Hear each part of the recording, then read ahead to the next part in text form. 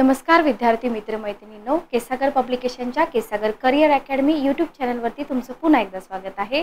येणारी आपली राज्यसेवा पूर्व परीक्षा, कंबाईन पूर्व परीक्षा आणि इतर ज्या काही एक्झाम आहेत, जवळजवळ सगळ्याच एक्झाम पोस्टपोन झालेल्या आहेत।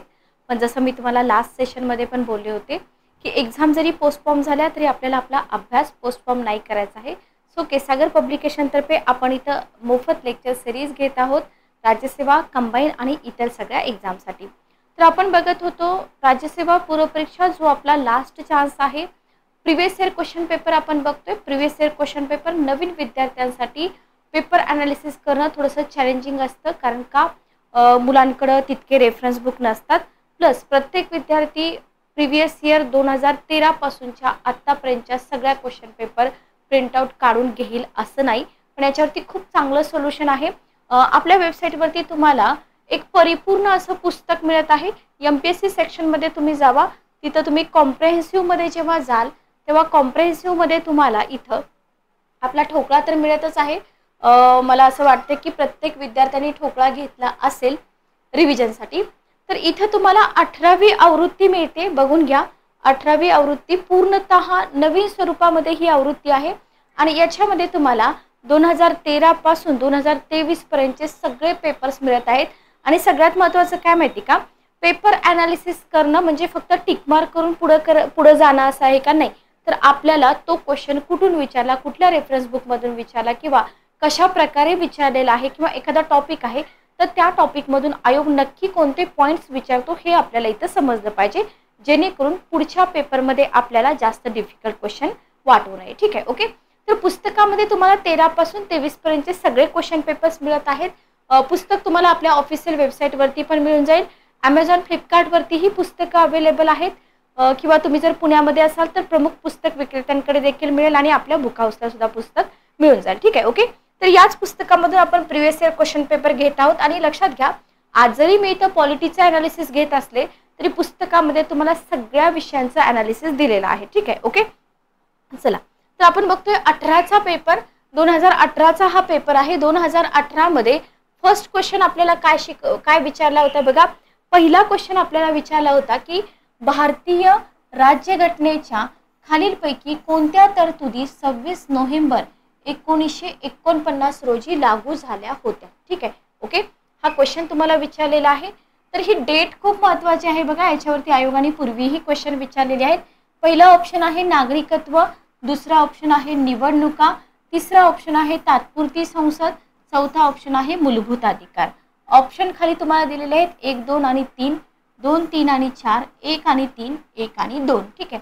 तर 26 नोव्हेंबर आपली घटना कधी अंमलात आली, घटनेवरती सिग्नेचर कधी झाल्या वगैरे ज्या डेट आहेत ना, घटनात्मक पार्श्वभूमी हा आपला पहिला टॉपिक इंडियन पॉलिटीचं बुक जेव्हा तुम्ही काढता, लक्ष्मीकांत सरांचं बुक असेल किंवा इतर पुस्तकं असतील आपल्या पब्लिकेशनची, तर तिथं तुम्हाला ह्या डेट ज्या आहेत ना, ह्या डेट खूप इम्पॉर्टंट आहेत। तर लक्षात घ्या, इथं तुम्हाला तरतुदी डायरेक्ट दिलेल्या आहेत। नेक्स्ट वेळेस जर क्वेश्चन आयोगाला रिपीट करायचा असेल तर आयोग इथं तुम्हाला आर्टिकल पण देऊ शकतं। ठीक आहे, ओके। तर बघा, कलम 5, 6, 7, 8, 9, 60, 324, 366, 267, 379, 380, 388, 391, 392 आणि 393 बघा, यामधील नागरिकत्व हे सगळे आर्टिकल ना तुम्ही लक्षात ठेवा, पुढे जाऊन याच्यावरती क्वेश्चन बनू शकतो। ठीक आहे, ओके। तर निवडणुका असतील, हंगामी संसद आहे, तात्पुरत्या आणि संक्रमणीय तरतुदी आहेत, लघु शीर्षक या राज्यघटनेतील तरतुदी 26 नोव्हेंबर 1949 पासून अंमलात आल्या। म्हणजे आयोगाने जे ऑप्शन तुम्हाला दिलेत की नाही, त्याच्याशिवाय पण इतर काही तरतुदी आहेत ज्या 26 नोव्हेंबर 1949 पासून काय झालेल्या आहेत, अंमलात आलेल्या आहेत। ठीक आहे, ओके। नेक्स्ट बघा, भारतीय राज्यघटनेच्या 26 नोव्हेंबर 1949 पासून अंमलात आलेली कलम तुम्हाला इथं सविस्तररित्या दिलेली आहेत। कलम 5 का आहे बघा, कलम 5 आहे राज्यघटनेच्या प्रारंभीचं नागरिकत्व। ठीक आहे, नागरिकत्व हा टॉपिक विद्यार्थ्यांना फार कॉम्प्लिकेटेड वाटतो का वाटतो, कारण का त्याच्यामध्ये थोडीशी लँग्वेज इवन पॉलिटी हा विषयच असा आहे की तुम्हाला जितक्या लवकर समजतो की नाही तितक्या लवकर हा विषय विसरतो। सो आपल्याला इथं वारंवार रिव्हिजन करणं फार इम्पॉर्टंट आहे।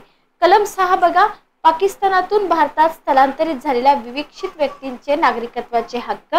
कलम 7 पाकिस्तानात स्थलांतरित झालेल्या विवक्षित व्यक्तींचे नागरिकत्वाचे हक्क. बघा इथं पाकिस्तानातून भारतात आहे, इथं पाकिस्तानात आहे. कलम 8 आहे मूळ भारतीय असणाऱ्या पण भारताबाहेर राहणाऱ्या व्यक्तींचं नागरिकत्वाचे हक्क. कलम 9 तुम्हाला दिलेले आहे परकीय देशाचे नागरिकत्व स्व इच्छेने संपादित करणाऱ्या व्यक्ती भारताच्या नागरिक नसणे. कलम 60 काय आहे बघा, कलम 9 पर्यंतचे आर्टिकल तुमचे नागरिकत्वाशी रिलेटेड आहेत. 60 आहे राष्ट्रपती पदाची शपथ किंवा वचनबद्धता. त्याच्यानंतर आहे कलम 324 निवडणुकीवर देखरेख करणे, निदेशन करणे आणि नियंत्रण ठेवणे. हे अधिकार निवडणूक आयोगाचे आहेत आणि ही तरतूद कधीपासून लागू झालेली आहे? 26 नोव्हेंबर 1949 पासून. ठीक आहे. कलम 366 व्याख्या आहे. कलम 367 अर्थबोधन आहे. कलम 379 प्रांतिक संसद आणि तिचे सभापती व उपसभापती यांच्याशी संबंधित तरतुदी आहेत. कलम 380 मध्ये हंगामी संसद, राज्यांची हंगामी विधिमंडळे यातील अस्थायी रिक्त पदे भरण्याबाबतच्या तरतुदी आहेत. ठीक आहे. तर 2018ला जो क्वेश्चन विचारला होता की नाही तो तुम्हाला डायरेक्ट तरतुदी देऊन विचारला होता, पण जर पुढे आयोगाला याच टॉपिक वरती क्वेश्चन जर रिपीट करायचा असेल तर तुम्हाला इथं जे मी आर्टिकल दाखवलेले आहेत ते आर्टिकल तुम्हाला ऑप्शन मध्ये दिसू शकतात. ठीक आहे. Okay clear. चला नेक्स्ट आपण पुढे जाऊया. कलम 388 बघा हंगामी संसद हे आपण बघितलेलं आहे. 391 बघा काही आकस्मिक परिस्थितीत परिशिष्ट 1 परिशिष्ट 4 मध्ये दुरुस्ती करण्याचा राष्ट्रपतीचा अधिकार निरसित झालेला आहे. हे 392 आहे अडचणी दूर करण्याचा राष्ट्रपतीचा अधिकार आणि कलम 393 संक्षिप्त नाव. ठीक आहे. ओके हे काय लक्षात नाही ठेवलं तर चालेल. आता हा क्वेश्चन तुमचा कुठून बनलेला आहे? हा क्वेश्चन बनलेला आहे Indian polity M Laxmikanth Marathi अनुवाद केसागर पब्लिकेशन. इथे तुम्हाला पेज नंबर पण दिलेले आहेत बघा. इथून तुमचा हा क्वेश्चन बनलेला आहे 2 मार्काचा. ठीक आहे. Okay clear. तर हा होता आपला पहिला क्वेश्चन जो तुम्हाला लोकसेवा आयोगाने विचारला होता. नेक्स्ट क्वेश्चन बघा 2 नंबरचा क्वेश्चन काय विचारला होता, खालीलपैकी कोणत्या प्रकरणात भारताच्या सर्वोच्च न्यायालयाने राज्यघटनेच्या मूलभूत संरचनेमध्ये संसदेला बदल करता येणार नाही असा निर्णय दिला? वारंवार रिपीट होणारा क्वेश्चन आहे. जितके खटले आहेत, जितकी प्रकरणं आहेत, मग ते घटना दुरुस्तीशी रिलेटेड असू द्या किंवा तुमच्या मूलभूत संरचनेशी रिलेटेड असू द्या, मूलभूत हक्क असतील, मार्गदर्शक तत्वे असतील, तर हे प्रकरणं किंवा खटले म्हणा किंवा सुप्रीम कोर्टाचे वर्डिक्ट म्हणा हे तुम्हाला विचारले जातात. याच्यामध्ये शंकरी प्रसाद विरुद्ध भारत सरकार, गोलकनाथ विरुद्ध पंजाब राज्य, केशवानंद भारती विरुद्ध केरळ राज्य, मिनर्वा मिल्स विरुद्ध भारत सरकार. ठीक आहे. ओके तर हा क्वेश्चन तुम्हाला विचारलाय. आता इथे बघा तर इथे काय म्हटलंय, मूलभूत संरचनेत बदल करता येणार नाही असा निर्णय केशवानंद भारती विरुद्ध केरळ राज्य ही जी केस होती ना याच्या फायनल निकालाच्या वेळेस सुप्रीम कोर्टाने दिलेला आहे. ठीक आहे. बघा 24वी घटना दुरुस्ती आपल्याला वारंवार विचारली जाते. तर 24व्या घटना दुरुस्ती अन्वये राज्यघटनेच्या कोणत्याही भागात दुरुस्ती करण्याच्या संसदेच्या अधिकारावर पुन्हा एकदा शिक्कामोर्तब केलं. कधी? केशवानंद भारती विरुद्ध केरळ राज्य. ठीक आहे. मूलभूत हक्कात ही दुरुस्ती करण्याचा संसदेला अधिकार आहे हे या घटना दुरुस्तीनं स्पष्ट केलं. बघा हाच क्वेश्चन तुम्हाला मूलभूत हक्काशी रिलेटेड पण विचारला जाऊ शकतो. म्हणजे हा ऑप्शन इथं जसं तुम्हाला मूलभूत संरचना म्हटलंय की नाही तसं इथं देतील की मूलभूत हक्कात ही दुरुस्ती करण्याचा संसदेचा अधिकार कोणत्या घटना दुरुस्तीनं स्पष्ट केला? तर आपलं उत्तर काय असेल? 24वी घटना दुरुस्ती. ठीक आहे. ओके. परंतु 24व्या घटना दुरुस्तीला केशवानंद भारती विरुद्ध केरळ राज्य या खटल्याद्वारे सर्वोच्च न्यायालयात आव्हान देण्यात आलं. बघा 24व्या घटना दुरुस्तीमध्ये शिक्कामोर्तब केलं पण 24व्या घटना दुरुस्तीला काय करण्यात आलं? पुढे चॅलेंज करण्यात आलं. ठीक आहे. ओके लक्षात घ्या. मग सर्वोच्च न्यायालयाने काय केलं? यावेळी मात्र ही घटना दुरुस्ती उचलून धरताना मूलभूत हक्कात दुरुस्ती करण्याचा संसदेचा अधिकार मान्य केला. लक्षात घ्या. त्याच्यामुळे इथं तुम्हाला मी लिहून देते 24वी घटना दुरुस्ती आपल्यासाठी इम्पॉर्टंट आहे. ठीक आहे. Okay clear. चला नेक्स्ट आपण बघूया. म्हणजे गोलकनाथ खटल्यामध्ये जी भूमिका घेतली होती ना तिचा यावेळी त्याग केला. याचा अर्थ काय माहिती का? गोलकनाथ खटल्यामध्ये काय सांगितलं असेल की मूलभूत हक्कामध्ये चेंजेस करायचा अधिकार नाही. बरोबर. आणि केशवानंद भारतीमध्ये काय झालं, तो जो त्यांनी दिलेला वर्डिक्ट होता, जो काही निकाल होता तो त्यांनी फिरवला असं आपण इथं म्हणू शकतो. ठीक आहे, ओके. बघा, न्यायालयाने असं स्पष्ट केलं की 24व्या घटनादुरुस्तीपूर्वीही संसदेला राज्यघटनेच्या कोणत्याही भागात दुरुस्ती करण्याचा अधिकार होता. फक्त या घटनादुरुस्तीनं काय केलं, त्यांनी हा अधिकार जो आहे ना आणखी स्पष्ट शब्दामध्ये मांडलेला आपल्याला इथं दिसून येतो. ठीक आहे, ओके, क्लिअर.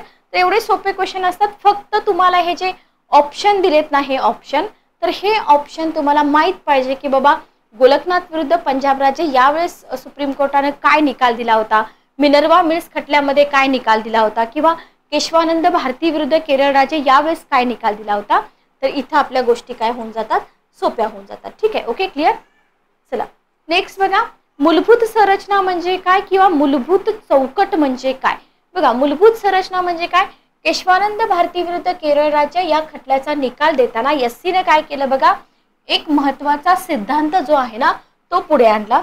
लक्षात घ्या, इथं आपल्याला ना स्पष्टीकरण फार छान दिलेलं आहे. मी जे तुम्हाला बोलले ना की पेपर अनालिसिस करणं म्हणजे फक्त टिक मार्क करून पुढे जाणं असतं का, नाही. त्याच्यासाठी आपल्याला सगळ्या गोष्टी माहीत असल्या पाहिजे की क्वेश्चन कुठून विचारलाय, कसा विचारलाय, कोणत्या बुकमधून विचारलाय. ठीक आहे, ओके.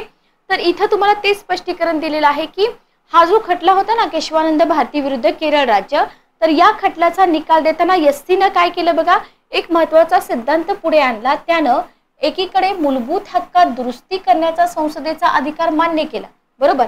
पण दुसरीकडे काय केलं बघा, दुसरीकडे एक प्रतिपादन केलं की राज्यघटनेच्या मूलभूत संरचनेत किंवा चौकटीमध्ये म्हणजे बेसिक स्ट्रक्चरमध्ये बदल करण्याचा अधिकार मात्र संसदेला दिला नाही. याला स्टार करा, IMP करा. ठीक आहे, ओके. म्हणजे राज्यघटनेचं श्रेष्ठत्व, प्रजासत्ताक, लोकशाही शासन पद्धती, देशाचं सार्वभौमत्व, घटनेचे धर्मनिरपेक्ष संघराज्यात्मक स्वरूप, कायदे मंडळ, न्यायमंडळे यांच्या अधिकारांची विभागणी, व्यक्तीची प्रतिष्ठा, राष्ट्राची एकता, एकात्मता, ही 7 तत्वे व्हेरी व्हेरी इम्पॉर्टंट. अजूनपर्यंत आयोगाने तुम्हाला राज्यघटनेची मूलभूत 7 तत्व जी आहेत ना, तर या 7 तत्वांवरती कधी क्वेश्चन विचारला नाही. पुढे जाऊन याच्यावरती क्वेश्चन 100% विचारला जाऊ शकतो.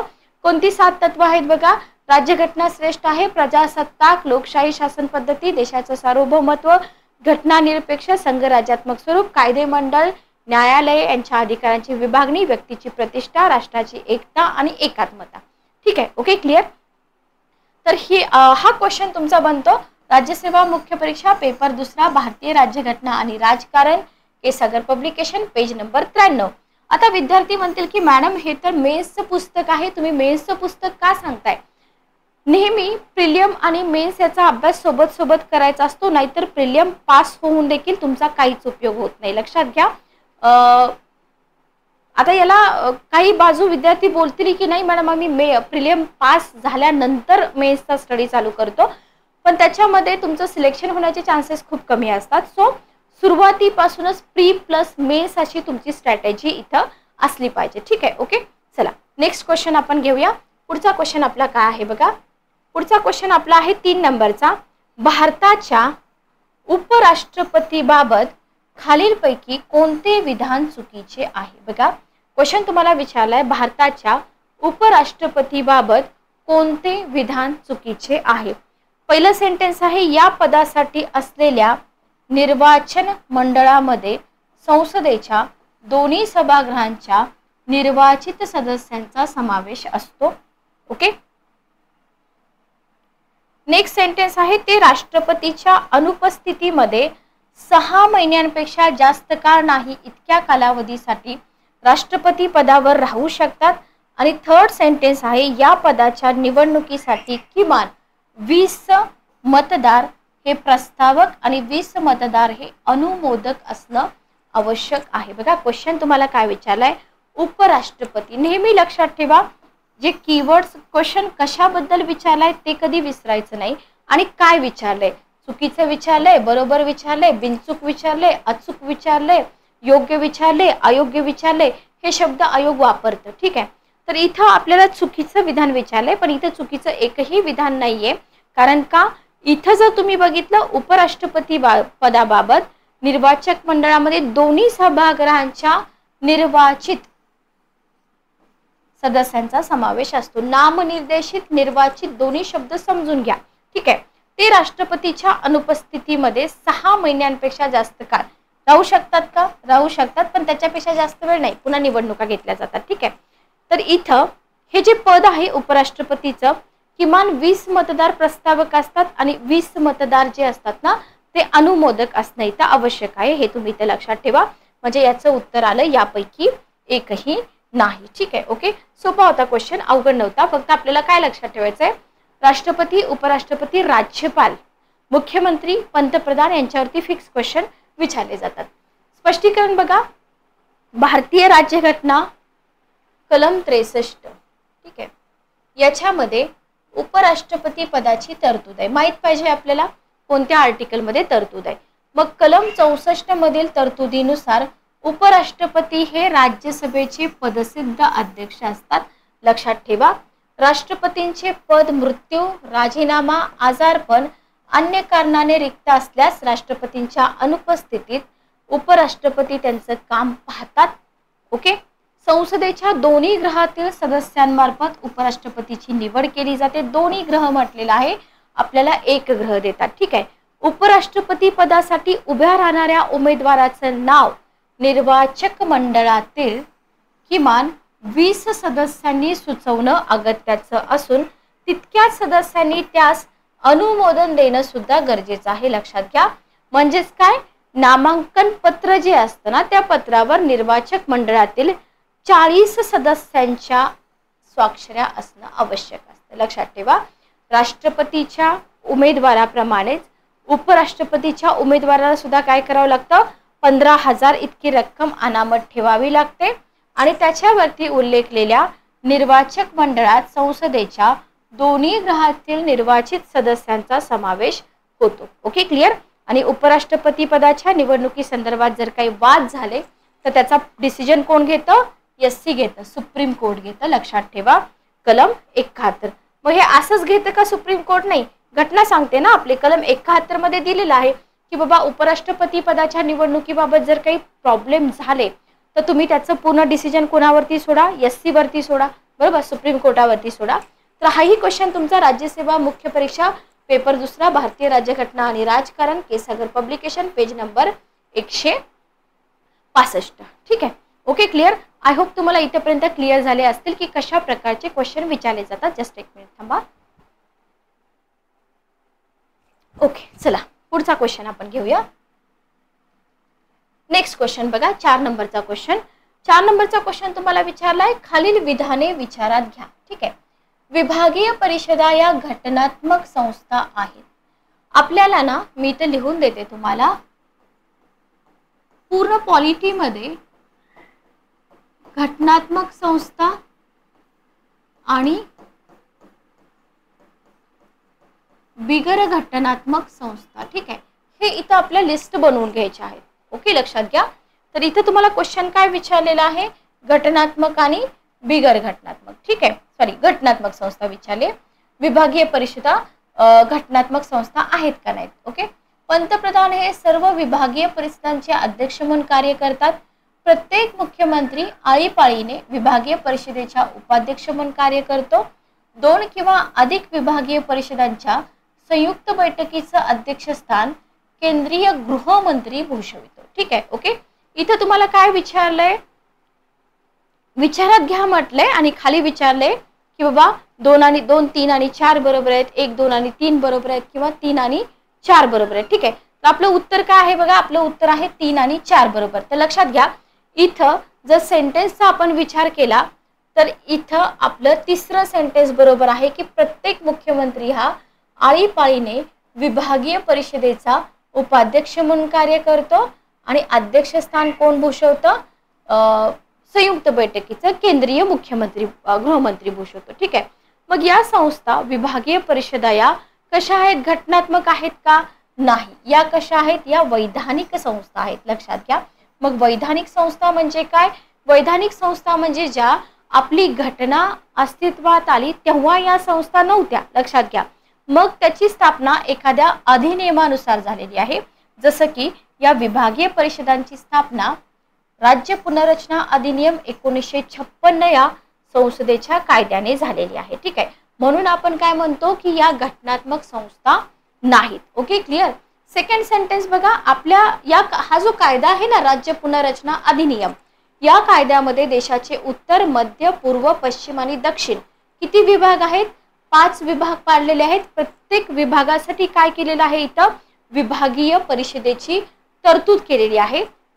देशाचे नैसर्गिक भाग जर तुम्ही बघितले की देशाचे नैसर्गिक भाग, नद्यांची स्थिती, संचार, दळणवळणाची साधने, सांस्कृतिक भाषिक साम्य, आर्थिक विकासासाठीच्या गरजा, संरक्षण आणि कायदा सुव्यवस्था, हे सगळे घटक. म्हणजे आता तुम्ही म्हणाल की मॅडम हे 5 विभाग कोणत्या बेसिसवरती बनवलेत? आता हे 5 विभाग कोणत्या बेसिसवरती बनवलेत हा क्वेश्चन तर आयोग तुम्हाला पॉलिटीमध्ये विचारणार नाही, पण तुमच्या इन्फॉर्मेशनसाठी की बाबा त्या नैसर्गिक भाग कसा आहे किंवा नद्यांची स्थिती कशी आहे, दळणवळणाची सिच्युएशन कशी आहे, सांस्कृतिक भाषिक साम्य काय आहे का, याच्यावरून इथं काय आहे, आपले हे 5 विभाग केलेले आहेत. ठीक आहे. आणि प्रत्येक विभागीय परिषदेमध्ये कोणते सदस्य असतात? केंद्रीय गृहमंत्री असतात, जसं की आपण वरती बघितलं. विभागातील सगळ्या राज्यांचे मुख्यमंत्री असतात. विभागातील प्रत्येक राज्याचे इतर 2 मंत्री असतात. विभागातील प्रत्येक केंद्रशासित प्रदेशाचा प्रशासक देखील तिथं आपल्याला असलेला दिसून येतो. ठीक आहे, ओके, क्लिअर. नेक्स्ट क्वेश्चन आपण बघूया. पुढचं कंटेंट आपण बघूया. तर विभागीय परिषदेमध्ये पुढील व्यक्ती सल्लागार म्हणून संलग्न असतात. म्हणजे फक्त सल्लागार, त्यांना इथं मतदानाचा अधिकार असतो का? नसतो. ठीक आहे, ओके. नियोजन आयोग, आता तर नियोजन आयोग नाहीये. नॉमिनेट केलेला सदस्य, विभागातील प्रत्येक राज्याचा मुख्य सचिव, विभागातील प्रत्येक राज्याचा विकास आयुक्त, केंद्रीय गृहमंत्री हा 5ही विभागीय परिषदांचा अध्यक्ष असतो. Very very very important. प्रत्येक मुख्यमंत्री आळीपाळीने इथं उपाध्यक्ष असतो आणि त्याचा कार्यकाळ एका वेळी 1 वर्षाचा असतो. लक्षात घ्या. हाही क्वेश्चन तुम्हाला राज्यसेवा पूर्व परीक्षा संस्कृत प्रश्नपत्रिका विश्लेषणात्मक स्वरूपामध्ये, म्हणजे आपलं जे पूर्वी विचारलेले क्वेश्चन आहेत की नाही त्याच्या एक्सप्लेनेशन मधूनच हा क्वेश्चन पडलेला आहे. Page number 273 274. ठीक आहे, ओके, क्लिअर. चला, आय होप तुम्हाला हा क्वेश्चन क्लिअर झाला असेल. तर हे 4 क्वेश्चन आपण इथे कंप्लीट केलेले आहेत. 5वा क्वेश्चन आपण बघूया. स्थानिक शासनावरील दुसऱ्या प्रशासकीय सुधारणा आयोग. आता हे जे सुधारणा आयोग वगैरे आहेत ना प्रशासकीय, तर विद्यार्थी 2018चा हा पेपर आहे. त्याच्यानंतर कधीच आयोगाने या प्रशासकीय आयोगाच्या अहवालावरती वगैरे क्वेश्चन विचारलेले नाहीत. एखाद्या वर्षी काय होतं, असा एखादा क्वेश्चन येतो मॉडरेट टू डिफिकल्ट लेवलचा म्हणा, तर प्रत्येक वर्षी येईल असं नाही. पण आता कसं झालंय माहिती का, आता तुमचा पेपर जो आहे ना सीसॅट क्वालिफाईंग आहे, तुमच्या स्कोर जीएस वरती डिपेंड करतो. यूपीएससी ला असे अहवाल विचारले जातात. सो तुमची ही तयारी इथं असली पाहिजे. ठीक आहे, ओके, क्लिअर. चला बघा, तर इथं 6व्या अहवालातील शिफारसी विचारलेत.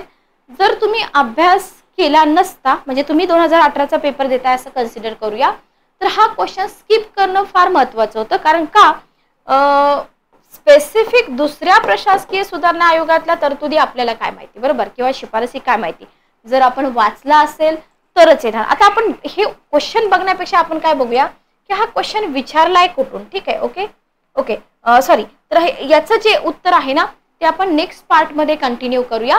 तोपर्यंत तुम्ही काय करू शकता माहिती का, तुम्ही या क्वेश्चनचा आन्सर शोधू शकता की हे जे प्रशासकीय सुधारणा आयोग आहेत ना यांचा नक्की रोल काय असतो. ठीक आहे, तर भेटूया नेक्स्ट सेशन मध्ये.